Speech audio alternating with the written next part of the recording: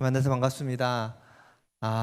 제가 지난 시간에 설교 준비를 잘못해서 다 하지 못하고 내려갔는데 우리 목사님께서 다 하지 못하고 내려갔으니 다 하고 내려오라고 다시 한번 기회를 주셨습니다. 보통 이러면 크게 혼나거든요. 근데 우리 목사님께서는 기회를 한 번 더 주셔서 오늘은 다 하고 내려가려고 합니다. 10시에 안 끝나도 너무 노여하지 마시고 했으면 좋겠습니다. 우리 지난 시간에 우리 복에 대해서 이렇게 나누었던 것들 잠깐 정리를 좀 한번 해봤으면 좋겠습니다. 우리 복에 대해서 우리 두 가지로 좀 나누었는데요. 첫 번째는 복은 주시는 분의 주심과 받는 사람의 원함이 일치할 때 복이라는 거예요. 그러니까 주시는 분은 하나님이시고 받는 사람은 우리들인데 하나님의 주심과 우리의 원함이 일치할 때 그것이 우리에게 복으로 다가온다라는 것이죠. 두 번째로는 복은 이미 우리에게 주어졌다라는 것입니다. 다만 내가 그것을 깨닫지 못해서 복을 누리지 못했을 뿐이었다는 거예요. 그렇기 때문에 우리는 그것을 깨닫는다면 나는 그 복을 누리는 자가 될 것입니다. 그래서 오늘 여기까지 했는데 정작 팔복에 대해서 팔복은 아무것도 못하고 갔어요. 그렇죠? 그래서 오늘은 팔복을 같이 한번 이야기를 해봤으면 좋겠습니다. 자, 우리 3절부터 할 건데 오늘은 굉장히 지루할 수 있어요. 왜냐하면 아주 지루한 설교가 될 것이지만 하나님의 은혜로 끝까지 한번 가보도록 하겠습니다. 우리 3절입니다. 우리 같이 한 목소리 읽어볼까요? 시작. 심령이 가난한 자는 복이 있나니 천국이 그들의 것이며 라고 이야기를 합니다. 심령이 가난하다고 이야기합니다. 여러분, 가난하다라는 단어를 쓸 때는 여러분, 가난한 것이 무엇입니까? 가난한 것. 여러분 안에 지금 혹시 시계를 차고 계십니까? 저는 시계가 없는데요. 시계가 내 시계가 롤렉스가 아니야, 나는 가난한가 봐, 이렇게 생각하시는 분 있습니까? 없지요. 그런데 여러분은 집에 쌀이 떨어졌습니다. 먹을 게 없어요. 여러분, 그런 사람을 가리켜 우리는 뭐라고 합니까? 가난한 자라고 얘기합니다. 여러분, 가난하다는 것 안에는 어떤 뜻이 들어있냐면 우리에게 꼭 필요한 무엇인가가 결핍되었을 때 우리는 가난하다고 이야기를 합니다. 여러분, 롤렉스 시계가 우리 삶에 꼭 필요하지는 않죠. 그렇기 때문에 롤렉스 시계가 없는 것을 가난하다고 얘기하지 않습니다. 그러나 쌀은, 우리가 먹어야 될 밥은, 음식은 있어야 되는 거잖아요. 그래서 그것이 없을 때 우리는 가난하다라고 얘기합니다. 여러분, 심령이 가난하다는 것은 무엇인가가 꼭 있어야 할 무엇인가가 없기 때문에 우리는 그것을 가난하다고 이야기를 하는 것입니다. 여러분, 그러면 심령은 무엇일까요? 심령은 헬라어로 푸뉴마라고 하는데, 여러분 많이 들어봤죠? 푸뉴마 많이 들어본 단어 아닙니까? 이거 무슨 단어입니까? 영 이야기할 때, 영 이야기할 때 우리는 푸뉴마라는 단어를 씁니다. 즉 영이 가난하다는 거예요. 무슨 말이냐면 영은 꼭 뭔가가 필요한데 그것이 결핍되어 있는 상태이다라는 것이죠. 결핍되어 있는 상태. 근데 우리가 아까 전에 배웠던 걸 하다면 그 결핍되어 있는 상태를 깨닫게 된다면, 다시 한번 말씀드립니다. 내 영이 결핍되어 있어, 내가 이것이 꼭 필요한데 내가 이것이 지금 없어 라는 것을 내가 깨닫게 된다면 그때에 뭐를 우리에게 주신다고요? 천국이 너희의 것입니다 라는 것입니다. 여러분, 천국이라는 단어를 우리가 좀 살펴봤으면 좋겠습니다. 여러분, 천국은 하늘의 나라라는 뜻이겠죠. 그렇죠? 하늘 나라라는 것입니다. 우리가 여기서 주목해 볼 것은요, 나라라는 개념이에요. 나라라는 개념. 여러분, 이 마태복음이 보통 한 주후 80년경에 쓰여졌다라고 이야기를 합니다. 지금은 몇 년입니까? 2024년이죠. 자, 여기서 여러분 산수 문제입니다. 2024 빼기 80은 몇입니까? 네? 빠르게 대답하시면 누가 있네. 1964년 정도 되겠죠. 그렇죠? 즉 무슨 말이냐면 이 마태복음이 쓰여져 있던 이때와 지금은 몇 년의 갭 차이가 있다고요?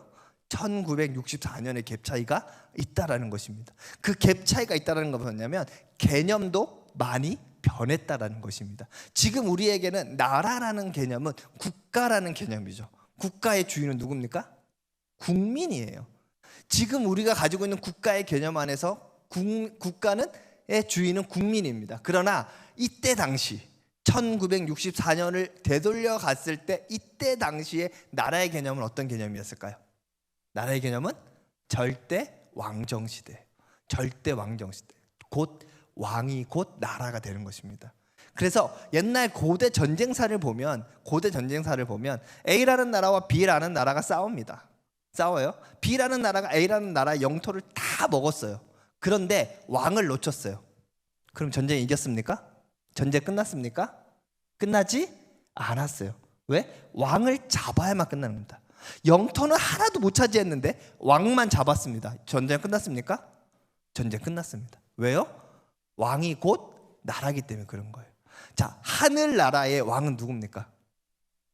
하나님이에요. 여기서 말하고 있어 천국은요, 우리가 생각하는 어떤 파라다이스의 어떤 그런 멋진 나라를 말하는 것이 아닙니다. 여기서 말하고 있는 천국은요, 하나님 그 자체예요. 그래서 우리가요 잊지 말아야 될 것은 뭐냐면, 우리가 천국에 간다라는 개념을 나 멋진 파라다이스, 여러분 다녀왔던 뭐 태국의 어떤 멋진 풍경, 어떤 말레이시아의 어떤 멋진 풍경, 그런 풍경 속에 우리가 간다라고 생각하시면 안 되는 거예요. 우리가 천국에 간다는 개념은 뭐냐면 하나님께로 간다라는 거예요. 맞습니까? 우리의 천국 간다는 것은 하나님께로 간다라는 거예요. 그런데 저 보세요. 여러분이 하나님하고 하나도 안 친해. 하나님하고 대면해. 하나님과의 관계가 별로 형성되어 있지 않아. 여러분 근데 죽었는데 천국 갔어. 천국이 천국일까요? 그게 천국입니까? 여러분 그건 차마 지옥이라고 말할 수 있을 정도일 거예요. 무슨 말이냐면, 우리가 이 땅 가운데 하나님과의 관계를 맺고 더 깊은 관계 속으로 들어갔을 때, 그때 이제는 육신의 껍데기를 벗고 가는 곳이 어디예요? 진짜 하나님의 나라 천국이 되어야만 된다라는 것입니다. 그거 없이는 우리는 어디 못 가요? 천국에 못 가요. 만약 간다고 해도 그것은 천국이 아닐 것입니다. 여러분 천국은 뭐라고요? 하나님 그 자체라는 것. 자 보세요. 우리의 영이 가난해요. 우리의 영이 필요한 것이 있어요. 정말 필요한데 그것이 지금 없어요. 그것을 내가 깨달아요. 그러면 우리에게 무엇을 주신다고요? 하나님을 주신다고요. 그렇다는 얘기는 우리의 심령이 진짜 필요한 게 뭐라는 거예요? 하나님이라는 거예요. 그 하나님은요 내 옆에 늘 계셨어요. 나와 늘 함께 계셨어요. 근데 내가 그 하나님을 알지 못했을 뿐입니다. 근데 내가 내 영이 내가 하나님이 진짜 필요한데 내 영이 지금 결핍돼서 나 지금 가난해, 나 지금 너무 궁핍해 라는 걸 느끼는 그 순간 그 하나님이 내 옆에 계신 것을 우리는 깨닫게 된다라는 것입니다. 아멘. 우리 4절 보겠습니다. 우리 4절 같이 한 목소리 읽어볼까요? 시작. 애통하는 자는 복이 있나니 저희가 위로를 받을 것이미요. 아멘. 여러분 여기서 애통이라는 단어는 펜데오라고 하는데요, 이거는 심히 근심하며 고통스럽게 슬퍼하는 것을 의미합니다. 여러분 이 단어가 구약에서 요셉이 죽었다는 소식을 들었을 때 아버지 야곱이 애통했다라고 했을 때 이 펜데오라는 단어를 썼습니다. 펜데오라는 단어를. 그만큼 막 정말 창자가 끊어지는 듯한 정말 극심한 고통 가운데 있는 그 슬픔을 우리는 펜데오라고 말을 합니다. 그럼 우리는 여기서 무엇에 대해서 심히 애통하는 것에 대해서 이야기를 하고 있는 걸까요? 근데 성경에는요 무엇에 대해서 애통한다라는 단어가 쓰여져 있지 않아요. 그렇기 때문에 우리는 이것을 어떻게 봐야 되냐면 좀 광범위하게 봐야 됩니다. 여러분이 느끼고 있는 모든 극심한 고통을 여기에 접목하면 좋을 것 같습니다. 육신의 고통, 내 환경에서 돌아오는, 환경이 어려워져서 느끼는 고통, 또는 내 영의 고통, 이 모든 고통이 있을 때에 우리는 뭐 한다고요? 위로를 받게 될 거라는 것입니다. 여러분 이 위로를 받다라는 단어는 파라칼레오라고 하는데, 파라칼레오, 이 단어는 파라라, 곁에 있다, 곁으로라고 하는 뜻과 칼레오, 부르다라는 뜻입니다. 그럼 위로하다는 것은 그래서 곁으로 부르는 그 위로를 말하는 것입니다. 여러분 진정한 위로는요 같이 있어주는 거잖아요. 그렇죠? 여러분 진짜 외롭고 진짜 어려운데 내가 너를 위로해, 이 말은 별로 중요하지 않아요. 그냥 그 옆에서 묵묵히 같이 있어주는 것, 그것이 진정한 위로죠. 우리 하나님께서는 내가 그렇게 극심한 그게 육체적인 고통이든 아니면 내 영적인 고통이든 내 환경적인 고통이든 이 극심한 고통 속에 내가 있을 때 하나님은 어디 계셨다고요? 내 옆에 계셨다라는 거. 다만 내가 그것을 깨닫지 못했을 뿐이에요.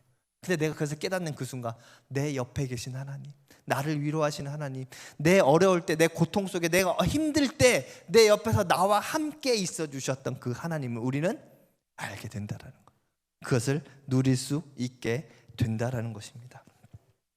자, 5절 말씀 보겠습니다. 5절 말씀, 우리 5절 같이 한번 읽겠습니다. 시작. 온유한 자는 복이 있나니 그들이 땅을 기업으로 받을 것이며. 아멘. 진짜 온유한 자라고 하면 이제 조금 헷갈립니다. 여러분, 우리 온유한 자라고 할 때 우리 온유라는 단어는 언제 씁니까? 마음이 넓은, 포용력이 좋은, 뭐 이런 사람 이야기할 때 저 사람 참 온유해라고 쓰지 않습니까? 그래서 우리는 내가 마음이 넓으면 내가 땅을 기업으로 받을 수 있을 거야, 우리는 이렇게 생각할 수도 있습니다. 그러나 원어를 보면 조금 다릅니다. 조금. 여기서 나오는 단어, 온유하다는 단어는 프리우스라고 하는 단어인데, 이 단어는 온유하다는 뜻도 있지만 뭐도 있냐면요, 가난한, 괴로움을 당하는, 겸손한 이런 뜻도 있습니다. 근데 이 온유하다라고 쓰여져 있던 이 프리우스 단어를 와 대조되는, 그러니까 대꾸가 되는 히브리어 번역은 아나우라고 합니다. 아나우. 이 아나우라는 단어는 억눌리고 괴로움을 당하는 이 뜻이 있습니다.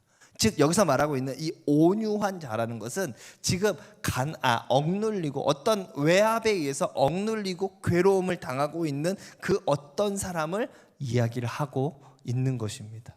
그런데 거기에 조금 더 나아가면 여기 안에는 온유한 자라는 것은 억눌리고 괴로움을 당하고 있을 때 그것을 내가 내 힘으로, 내가 지금 누군가한테 지금 제압을 당하고 있잖아요. 내 힘으로 그것을 벗어나기 위해서 항거하는 것이 아니라 그 모든 것을 누구한테 맡기는? 하나님께 맡기는 자라는 것입니다. 여러분, 이것에 대해서 가장 성경에서 잘 나오고 있는 인물이 한 명 있는데 바로 누구냐면 모세입니다. 성경에 모세를 뭐라고 합니까? 지면에서 이 온유함이 가장 승하더라, 가장 크더라 라고 이야기를 하는 게 바로 이 누굽니까? 모세입니다. 근데 만약에 모세가 우리가 알고 있는 온유, 마음씨가 넓은, 포용력이 깊은 사람이라고 얘기를 했다 그러면 뭐예요? 네가 말하는 거 내가 한번 들어볼게, 네가 말하는 거 내가 한번 들어볼게, 너는 그렇게 생각해? 그것도 맞는 것 같아, 이렇게 되겠죠. 근데 지금 모세가 뭐 했습니까? 60만 대군, 200만 명에 되는 사람을 이끌고 지금 어디로 가야 되는 거예요? 광야를 통과해서 어디로 가야 되는 거예요? 가나안 땅에 가야 되는 거예요. 그런데 그때 네 말은 이래? 네 말은 이래? 내가 그 말 한번 들어볼까? 이러면 갈 수 있어요, 없어요? 못 가요. 모세가 했던 행동은 뭐였냐면요, 사람들이 나한테 막 뭐라고 해요. 누가 또 아론도 뭐라고 했죠. 그 다음에 고란과 다단과 아비람도 뭐라고 했죠. 뭐라고 합니다. 그 뭐라고 할 때 모세는 뭐 합니까? 쉿. 그리고 뭐예요? 하나님 앞에 갖고 나아가는 거예요. 하나님, 내가 이거 해결을 못해요. 하나님, 이거 해결해 주세요. 그럴 때 뭐예요? 하나님이 직접 역사하셔서 그 일들이 해결되는 것입니다. 여러분, 온유한 자는요, 내가 고통과 어려움 가운데 있고 누군가를 위해서 짓눌렸을 때 그것에 대해서 내가 이걸 한번 이겨볼 거야 라는 것이 아니라 그것을 하나님께 갖고 가는 자, 그것을 하나님께 올려드리는 자, 그 사람이 바로 누굽니까? 온유한 자라는 것입니다. 근데 그 사람은 무엇을 받는데요? 여러분이 좋아하는 거 뭐 받는데요? 땅 받는데요, 땅. 그럼 여기서 땅은 무엇을 의미할까요? 땅. 두 가지를 말할 수 있는데요. 첫 번째로는 현세적인 땅입니다. 여러분 진짜 좋아하는, 진짜 있는 그 땅, 이 땅에서 있는 그 땅을 이야기하는 거예요. 근데 그 당시에 땅이 우리 왜 필요해요? 땅 왜 필요해요? 거기서 살고 또 거기서 무엇을 해야 돼요? 먹을 것을 생산해야 될 거 아니에요. 여러분, 땅의 의미는 뭐냐면요, 나의 생계의 의미도 있는 거예요. 자, 내가 어렵고 고통스럽고 내가 지금 그것에 압박을 받고 있을 때 그것을 하나님께 올려드리면 하나님께 뭘 준다고요? 땅을 주신다고요. 그게 뭐예요? 이 땅에서의 먹고 사는 문제를 해결해 주신다는 거예요. 그 먹고 사는 문제, 정말 어렵고 그 어려운 것을 하나님께 올려드릴 때 하나님이 그 모든 문제를 해결해 주실 것입니다. 또 다른 땅이 있어요. 어느 땅? 하나님 나라 땅.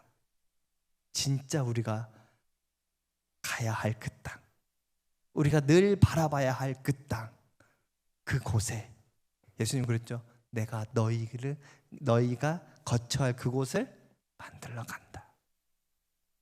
그 땅, 어떤 자? 하나님께 내 모든 걸 올려드리는 자, 하나님께 내 모든 것을 맡겨드리는 자, 그 자에게는 하나님 나라의 그 땅이 주어질 줄로 믿습니다. 아멘. 자, 6절입니다. 10시까지 안 가도 될 것 같아요. 자, 6절입니다. 같이 읽겠습니다. 시작. 의에 줄이고 목마른 자는 복이 있나니 그들이 배부를 것이며. 여러분, 의 뭡니까? 의 그러면 딱 생각나는 거, 정의로움, 공의로움, 뭐 이런 거 생각나지 않습니까? 올바른, 옳은, 뭐 이런 거 생각나지 않습니까? 그런데요, 여러분, 성경에 보면요, 그 의를 그렇게만 정의하기에는, 그렇게로만 쓰이기에는 이상한 구절이 너무 많습니다. 너무 많으세요. 여러분이 잘 부르는 찬양 중에 예수, 하나님의 공의, 뭐 이런 뜻, 이런 찬양 있죠? 그런 찬양 몰라요? 나만 아는 거였구나. 뭐 그런 찬양이 있어요. 예. 이혁수 목사님 있죠? 예, 있어요. 그런 찬양이 있습니다. 그러면 예수, 하나님의 뭐래요? 정의로움? 뭐지? 우리 이렇게 생각할 수 있어요. 여러분, 의라는 단어를 우리는 그렇게 생각합니다. 이게 굉장히 옳고 정의롭고 이런 걸 생각하는데, 이게 지금 쓰여졌던 게 고대 근동지방이죠. 이거보다 더 옛날에 고대 근동지방에 썼던 그 의로움, 의라는 개념은 이렇게 어떤 한 가지, 우리가 정의로움 이 뜻만 가지고 있지는 않았습니다. 그때는요, 이 단어를 어떻게 썼냐면 관계적인 의미로 쓰여졌습니다. 관계적인 의미로. 그래서 A라는 사람과 B라는 사람이 어떤 관계를 맺고 있을 때 그 관계에 해야 하는 의무를 다하는 것을 의롭다라고 얘기를 했습니다. 의롭다라고. 다시 한번 말씀드려요. A라는 사람과 B라는 사람이 관계를 맺고 있어요. 그리고 그 관계 속에서 내가 이 B라는 사람에게 해야 하는 그 일을 다하는 것, 그것을 의롭다라고 이야기를 한 것입니다. 예를 들면 제가 뭐 월세를 사는데, 월세가 있으면 집주인이 있을 거 아니에요. 집주인과 나의 관계가 있어요. 자, 내가 의로운 사람이 되려면 내가 뭘 해야 됩니까? 월세를 잘 내야 되죠. 그리고 집을 깨끗하게 써야겠죠. 그러면 집주인이 나에 대해서 의롭다라는 표현을 받으려면 어떻게 됩니까? 어떻게 해야 돼요? 네? 고장난 데 있으면 고쳐주고, 네? 나하고 맺었던 계약을 잘 이행해야겠죠. 그렇죠? 전사님 뭐 그런 이상한 해석을 여기서 갖고 오세요. 자, 제가 이제부터 말씀으로 그것을 풀어서 말씀을 드리겠습니다. 자, 창세기 15장 6절 말씀입니다. 창세기 15장 6절 말씀. 우리 같이 한 목소리 읽어보겠습니다. 시작. 아브라함이 여호와를 믿으니 여호와께서 이를 그의 의로 여기시고. 자, 여기서 주목해야 될 단어는 그의 의입니다. 그의 의. 아브라함이 하나님을 믿었어요. 여호와를 믿었던 것을 하나님께서 그의 의, 아브라함의 의로움으로 여기셨다라는 거예요. 그래서 이것이 바울에게 가면 어떻게 됩니까? 바울에게 가면 이게 로마서에 그대로 쓰여지거든요. 바울에게 가면 뭐라 합니까? 그래서 니네가 지금 말하고 있는 율법으로 말미암아 구원을 받는 것, 의로움을 당하는 것이 아니다. 뭘로? 믿음으로 당하는 것이다. 자, 하나님과 아브라함 사이에 맺어진 관계 안에서 아브라함이 하나님께 해야 하는 모든 그 의무는 바로 뭐냐면 그 하나님을 믿는 것입니다. 믿음이에요. 믿음. 그래서 사도 바울은 이것을 떼다가 니네가 율법으로 의롭게 되는 것이 아니라 믿음으로 의롭게 된다라고 이야기를 하는 것입니다. 아직도 잘 못 믿겠죠. 뭐 그딴 이상한 해석이 다 있어라고 얘기했죠. 한 가지 더 볼게요. 자, 창세기 38장에 보면 무슨 내용이냐면 유다와 다말 사건이 일어나요. 아직 안 볼 거예요. 자, 유다와 다말 사건이 있어요. 유다와 다말 사건 무슨 사건입니까? 자, 유다에게 아들이 셋 있었어요. 그렇죠? 첫째 아들에게 시집 온 사람이 다말입니다. 근데 첫째 아들이 죽어요. 둘째 아들도 죽어요. 그 셋째 아들을 줘야 되는데 얘한테만 가면 다 죽네. 그래서 셋째 아들 아직 안 컸으니까 아직 못 주겠어. 그러니까 너 좀 친정 가서 있어. 그 이제나 저제나 셋째 아들을 줄까 기다리고 있는데 셋째 아들을 줍니까 안 줍니까? 안 주죠. 그래서 다말이 무슨 행동을 해요? 예? 무슨 행동을 하죠? 창녀인 것처럼 꾸미고 누굴 꼬셔요? 시아버지인 유다를 꼬십니다. 그렇죠? 그리고 나서 관계를 맺고 임신을 해요. 여러분, 이게 옳은 행동입니까? 이게 의로운 행동이에요? 이게 의와 관계가 있습니까? 전혀 관계가 없죠. 그래서 너 내가 저기 가서 친정 가서 좀 자중하고 있으라 그랬더니 너 누구를 또 꼬셔가지고 또 애를 뱄어라고 하면서 그를 끌어내 불태워버려야겠어라고 하죠. 그랬더니 다말이 나한테 나를 임신시킨 사람이 이 사람이다 하면서 유다가 다말에게 줬던 증표를 내밉니다.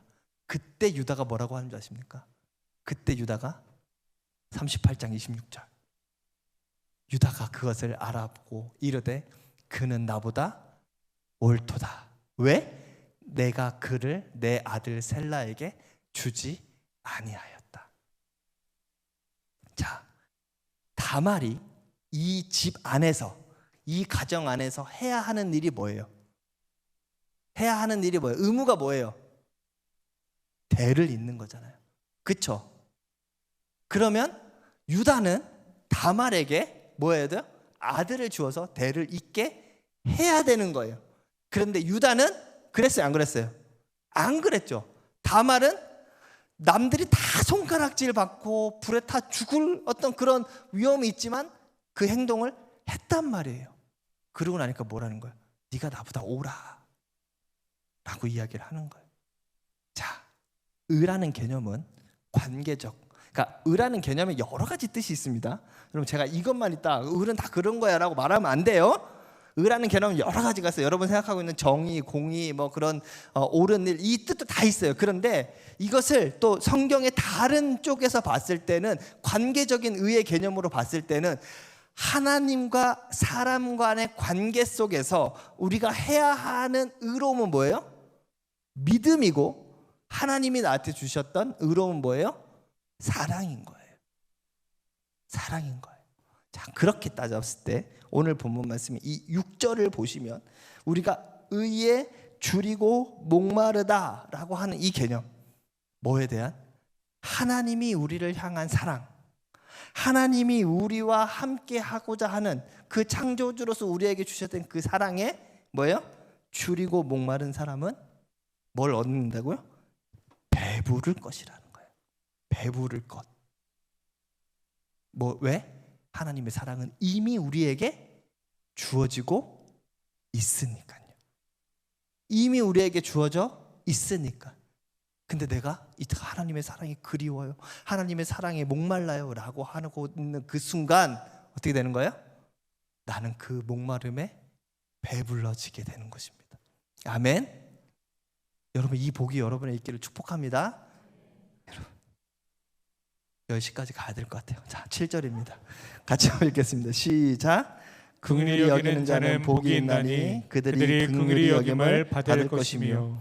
자, 마태복음 18장에 보면 1만 달란트 빚진 자에 대한 비유가 나옵니다. 다 기억하시죠? 네?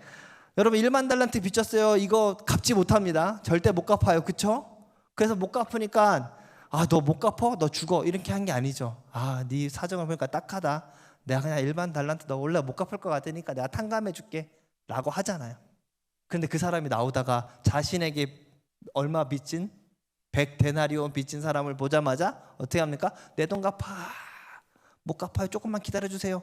너는 그러면 안 돼. 너는 저기 용서할 가치도 없어. 그러면서 어떻게 합니까? 감옥에 집어넣어 버리죠. 그것을 본 1만 달란트를 탕감해줬던 그 왕이 뭐라고 얘기합니까? 예? 왕이 너도 아무것도 모르는구나. 너도 감옥에 가 라고 하면서 이렇게 얘기를 합니다. 마태복음 18장 33절 말씀 같이 읽겠습니다. 시작. 내가 너를 불쌍히 여김과 같이 너도 내 동료를 불쌍히 여김이 마땅하지 아니하냐 하고. 여러분 보세요. 불쌍히 여기는 거야. 네가 네 동료를 불쌍히 여기는 것은 마땅하다라는 거예요. 마땅하다라는 거예요. 그렇죠? 마땅하다는 거예요.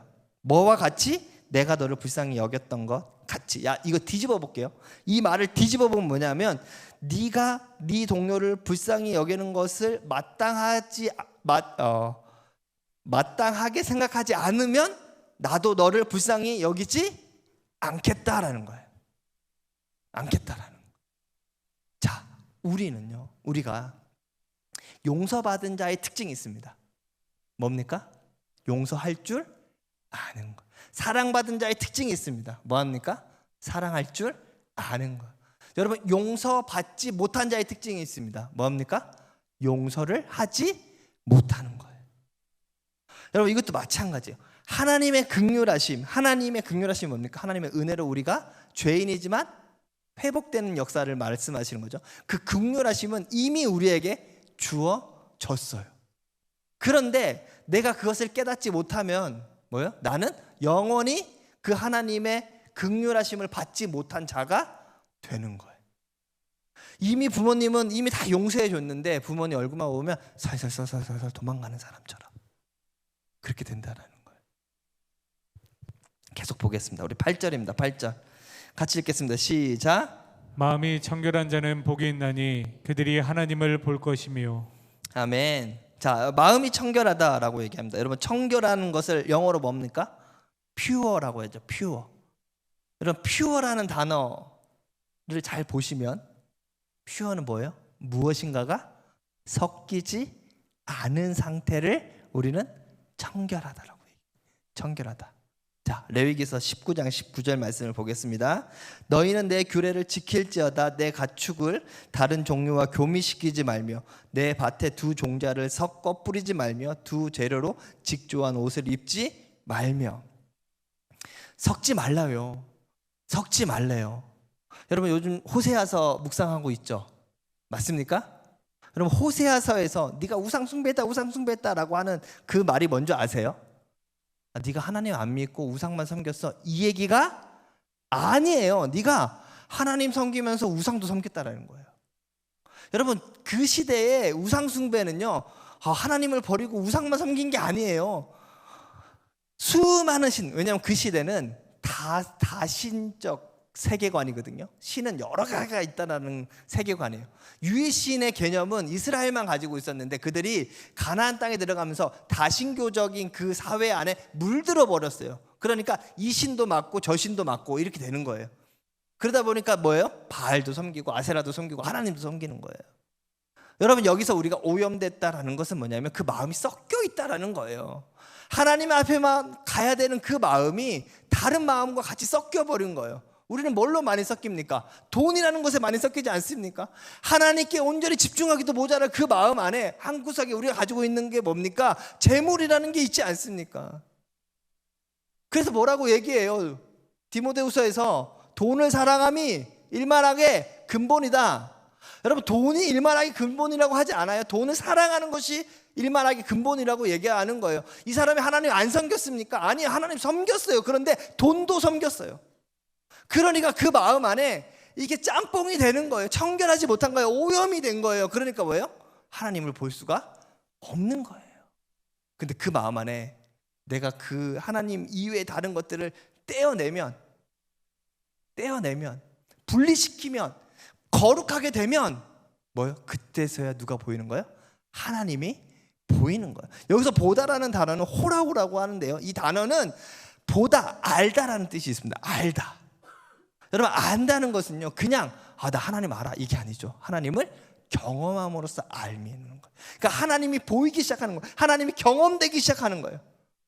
내가 무엇을 버렸을 때 하나님 이외의 다른 것에 뺏겼던 마음을 버렸을 때 그때 하나님이 보이기 시작하는 것입니다.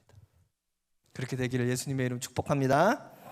9절입니다. 같이 한번 읽겠습니다. 시작. 화평하게 하는 자는 복이 있나니 그들의 하나님의 아들이라 일컬음을 받을 것이며. 여러분, 화평하게 하는 자, 에이레네 포이에오라고 얘기를 하는데요, 이거는 에이레네라고 하는 평화라는 단어와 안전을 뜻하는 말과 만들다라고 하는 포이에오라는 단어의 합성어입니다. 즉 이걸 영어로 하면 그러니까 평화를 만드는 자라는 거예요.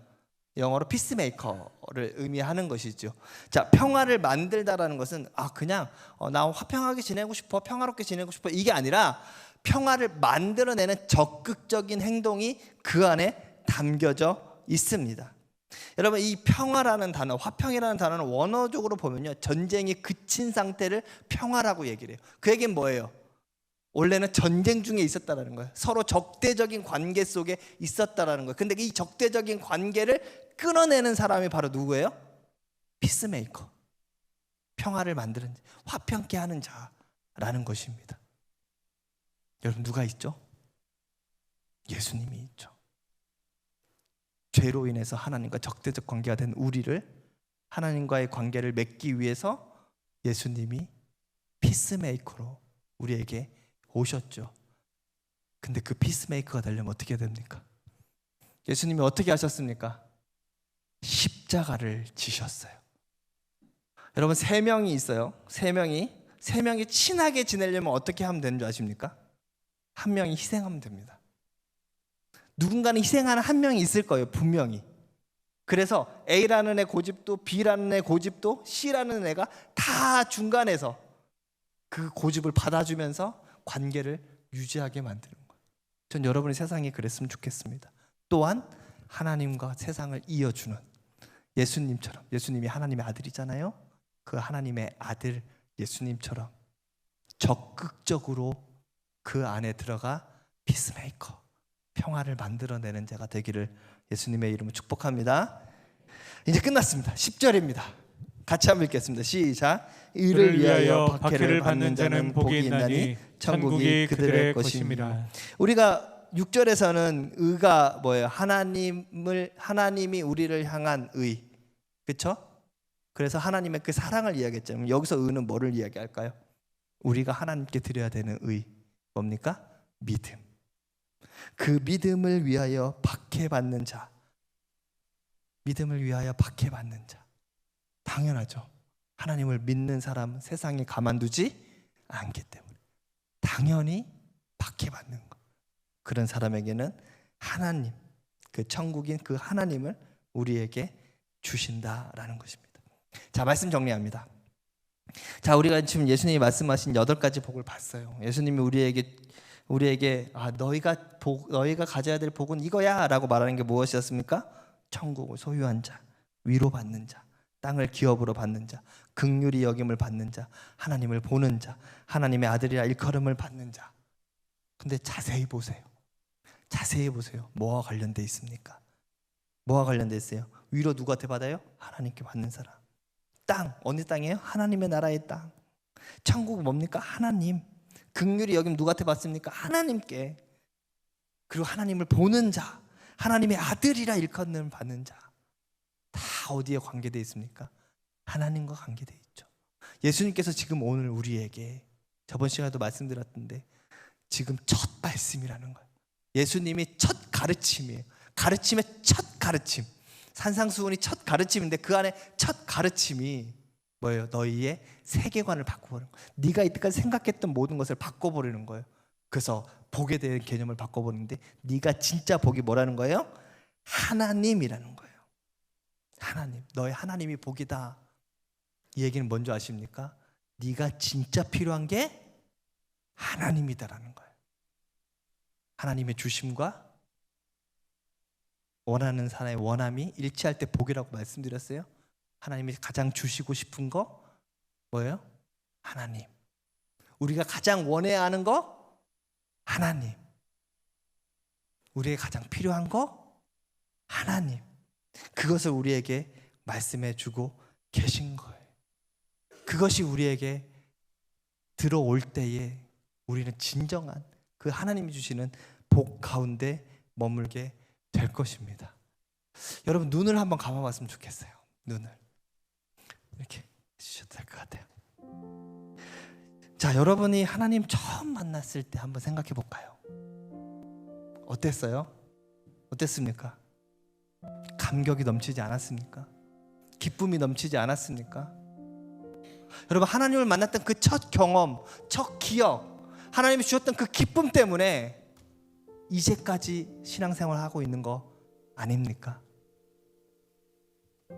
그것을 잃어버렸음에도 그냥 교회에서 봉사하고 섬김하고 교회에서 헌금하고 많은 것들을 희생하면서 있었던 이유, 뭐를 잊지 못해서? 하나님과 첫 만났던 그때를 잊지 못해서 아닙니까?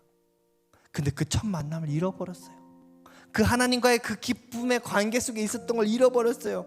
그러니까 우리가 하고 있는 이 섬김과 우리가 하고 있는 이 모든 봉사가 점점 짜증나고 불평과 불만이 생기지는 않습니까?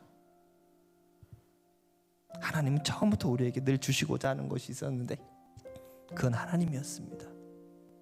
너희들이 꼭 가져야 되는 것이 하나 있었는데 그것은 바로 하나님입니다. 그럼 그 하나님을 우리가 소유하게 되면 모든 것이 해결됩니다. 우리의 봉사에 불평과 불만이 없어집니다. 우리의 섬김에 불평과 불만이 없어집니다. 제가 이번 주 월요일 화요일에 교회학교 교육 컨퍼런스로 군산드림교회를 갔다 왔습니다. 군산드림교회는 지난주 금요일 날 오셨던 임만원 목사님이 심우하고 계시는 교회인데요. 그 교회는 100명의 그 다음 세대가 1600명으로 성장한 교회입니다. 그 성장의 비결을 좀 배우고 싶어서 우리도 좀 그렇게 다음 세대를 살리는 교회가 되고 싶어서 갔다 왔습니다. 교회에서 큰 재정을 투입해서 잘 다녀왔습니다. 근데 제가 거기서 느꼈던 게 딱 하나 있습니다. 와, 얘네 미쳤다. 거기는요, 미쳤다라는 단어밖에는 할 말이 없어요. 담임 목사님도, 부교육자도, 교사들도 다 미쳤어요. 어디에요? 다음 세대. 다음 세대. 미쳤더라고요. 여러분 일주일에 교사가, 여러분 교사 중에서 일주일에 4일을 아이들과 함께 신방할 수 있습니까? 거긴 그렇게 하더라고요. 거기에 하고 있는 그 모든 행사의 규모는요 어마어마합니다. 모든 사람의 피와 땀과 눈물이 다 들어가야만 그것을 할 수 있는 그 일을 아무렇지도 않게 하고 있더라고요. 영화부 목사님 나오셔가지고 이야기를 하는데 영화부 전도 어떻게 하냐고 이렇게 한답니다. 수학과 앞에 가서 그러면 가끔은 약국의 약사가 나와서 뭐라고도 하고 나 안 받으러 왜 여기서 이러고 있어요? 라고 뭐라고도 한답니다. 그래도 나가서 전도를 한답니다. 여러분 이거 미친 사람들이잖아요. 그렇죠? 미쳤기 때문에 할 수 있는 거죠. 어디에? 다음 세대. 근데 그 다음 세대에 미쳤던 게 뭡니까? 그 다음 세대를 사랑하는 마음이 넘쳤기 때문에 다음 세대에 미칠 수 있었던 거예요. 여러분 제가 말씀 한 구절만 같이 보겠습니다. 마태복음 22장 37절에서 40절 말씀인데요. 우리 한 목소리로 같이 한번 읽어볼까요? 예수께서 이르시되 내 마음을 다하고 목숨을 다하고 뜻을 다하여 주 너의 하나님을 사랑하라 하셨으니 이것이 크고 첫째 되는 계명이요 둘째도 그와 같으니 내 이웃을 내 자신같이 사랑하라 하셨으니 이 두 계명이 온 율법과 선지자의 강령이니라. 우린 여기서요 두 가지의 계명을 봐요. 그 좀 띄워주시겠어요? 두 가지의 계명을 봐요. 그런데요 두 가지의 계명이 아닙니다.